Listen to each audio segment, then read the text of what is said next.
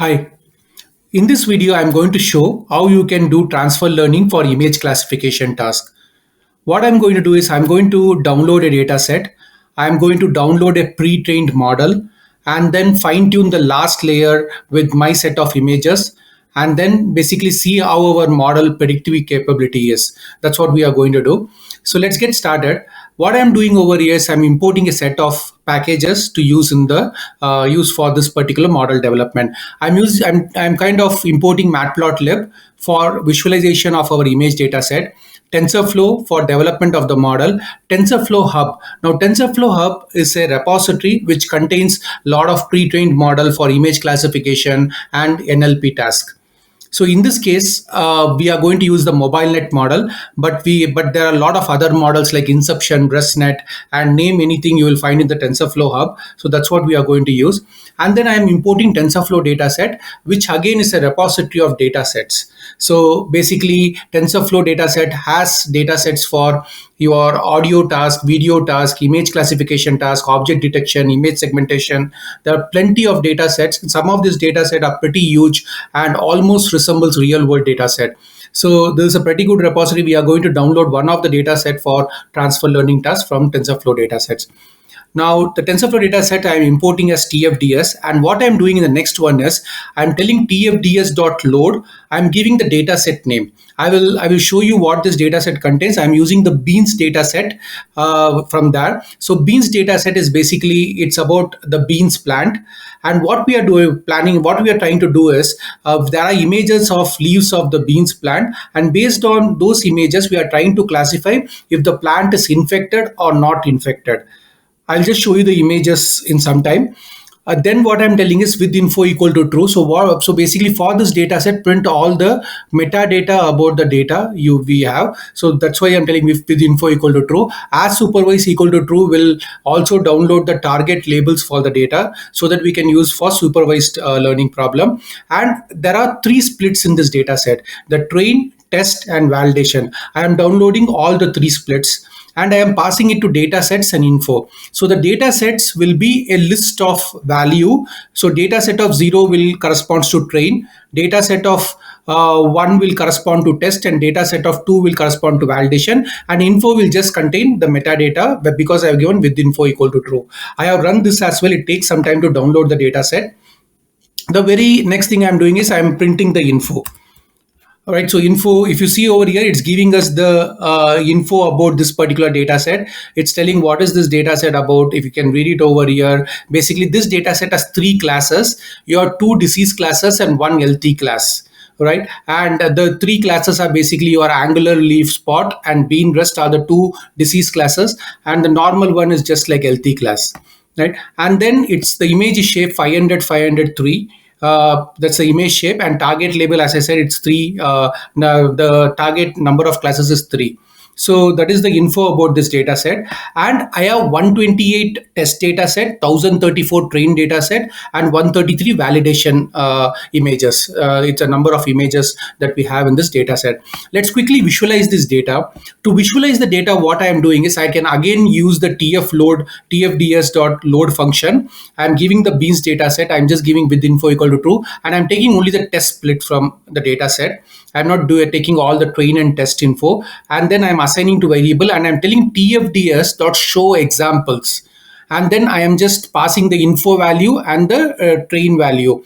I've just given a name as train, but it can be test as well. It's just a name that I have assigned it to. Now the info will contain the target class names, and the train will contain the image name. So if I print an output now, you can see what are some of the sample images that are there in the data set. So if you see, these are the sample images, and you can see like this is the LT class, that is class 2 label.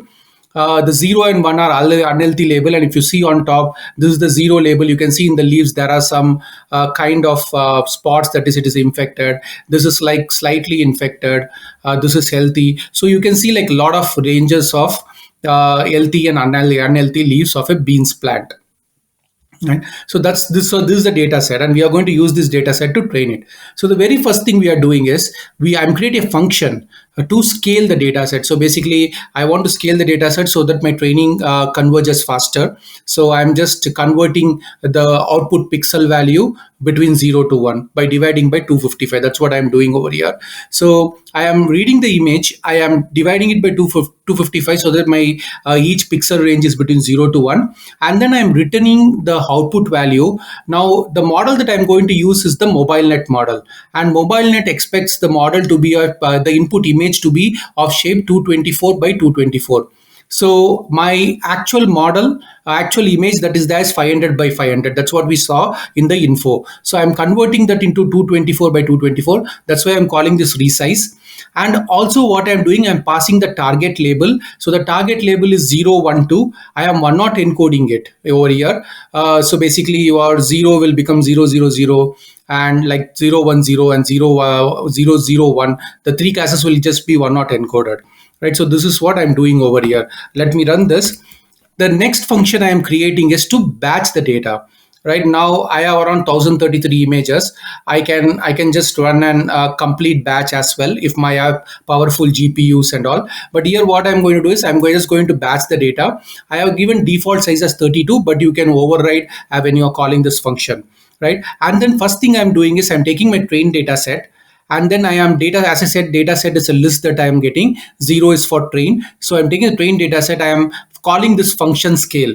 So it will take all the images, call this function, scale the images, and then I'm shuffling it so that in each batch size, I am making sure I'm getting different set of variables. Right. So that's why I'm shuffling it, and I'm giving batch size as 32. The next thing is I am taking the test data set and I am again calling the scale for function, and even for the validation I'm calling the scale function. Right, so this is the second function. I'm returning train, test and validation scale data. So now these two functions are created.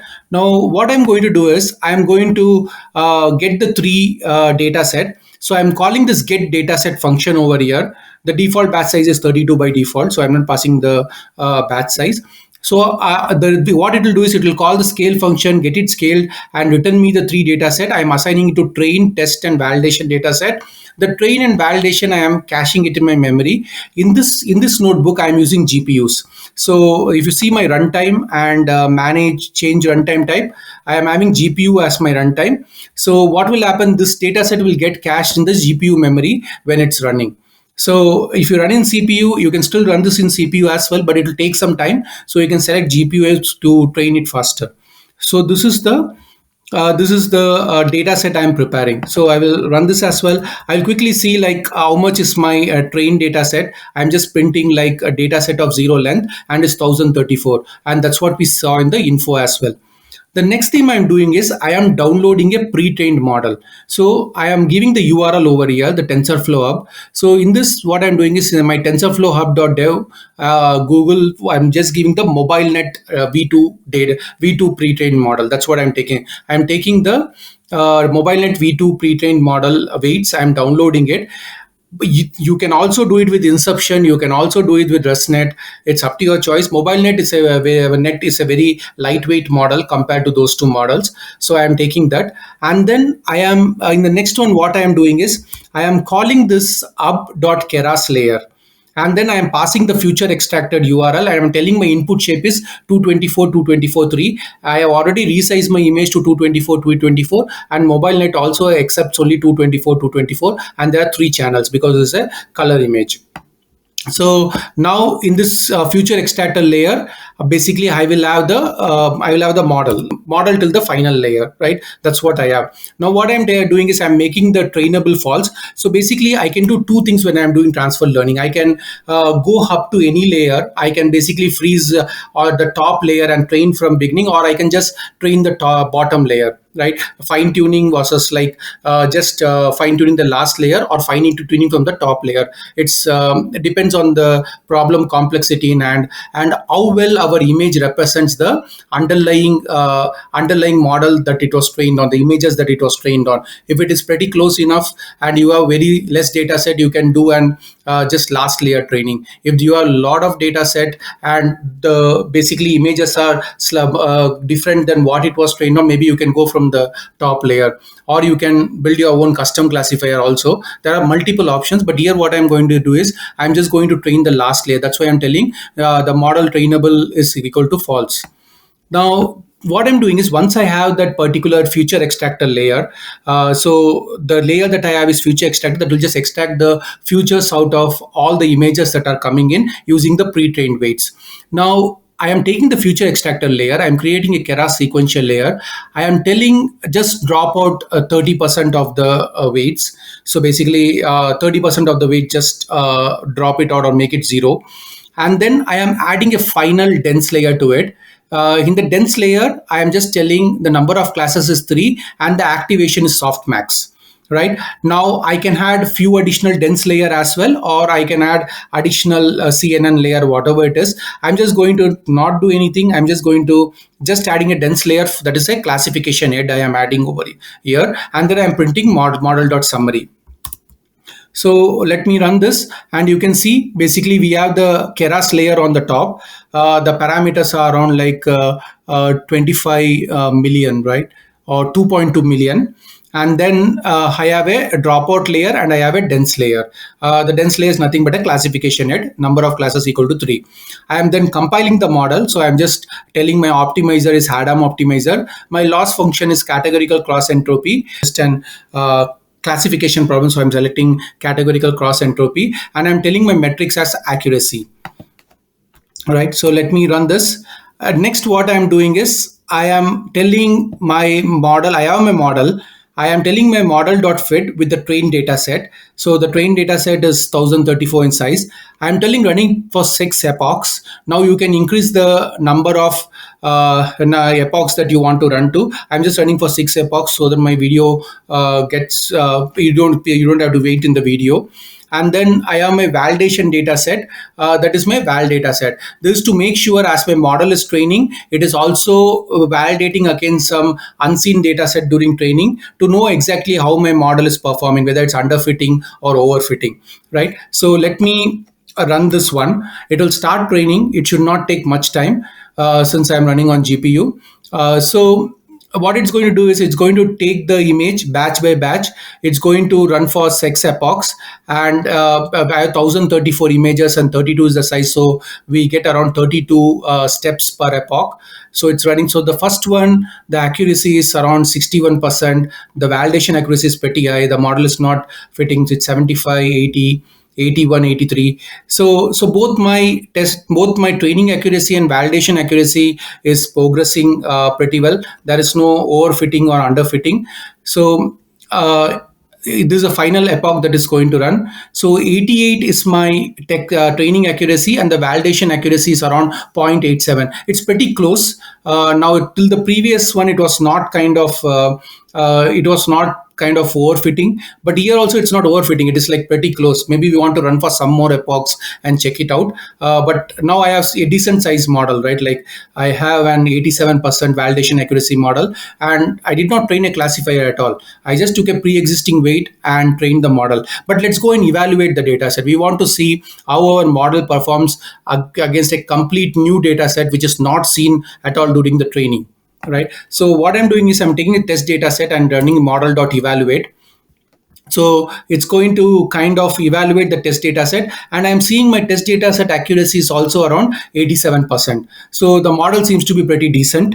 I can, as I said, I can again go and increase the complexity of the model, and then I can train it to get a better accuracy, or I have to get more samples from that. I have to create more images and samples to feed into the data to get a better accuracy. Now, the next thing I'm doing is I want to kind of visualize the output. And for that, what I'm doing is I'm taking my data set of 1, which is my test data set. I'm only taking 10 images. And then I am again calling the scale function over here. If you see, I'm calling the scale function on the data set. I'm passing my input image as well as the labels. Now I have the scale data set. I'm just converting that into array. I'm calling the model.predict function so that I can predict on this 10 images that I'm getting, and I'm plotting the image with the actual label and the predicted label. So I'm seeing like how my model has performed in a specific with the specific images in place. Now these are some of the images that we got. So let's kind of check it. In this case, if you see, this was angular leaf spot. This also predicted its angular leaf spot. In the top, it was like bean rest. It also predicted bean rest. So so so basically, our model is kind of predicting all the output properly in the sample images. Again, like there's only 10 images I took. It's not that every classification was proper, because we got only 87% accuracy, right? So now let's go and print the confusion matrix to see like which classes performed and which classes did not perform well. So for that, what I'm doing is I'm again like taking the test data set, and I am passing like a batch 200. There's only 134 images. I'm giving an IR batch. I am basically calling the predict and getting the predicted y value, and I have the input y value, and then I'm printing just the confusion matrix based on the y value and the predicted y value, and telling my number of class is 3. Now I will kind of get a confusion matrix so that we get an understanding on where our model performed bad. So if you see the class 0, right, the 39 were right. 4 it predicted as class 2, and class, basically that was the misclassification, only 4. Similarly, in the second, 33 were right prediction. There were 9 that were predicted for class 1 and 1 as class 3. Similarly, the last one, 40, was right prediction. So now we know where the majority of the misclassification is. I think the second class is where the majority of the misclassification is. Maybe we want to go and add more images to the data set so that we can train it, so that we get better accuracy. But just quickly wanted to show how you can do a transfer learning pretty fast if you have data set that is not large in size, and your underlying problem that you are trying to solve is somewhat similar to the pre-trained model. So this is a quick demo of transfer learning. That's about it. Thank you very much.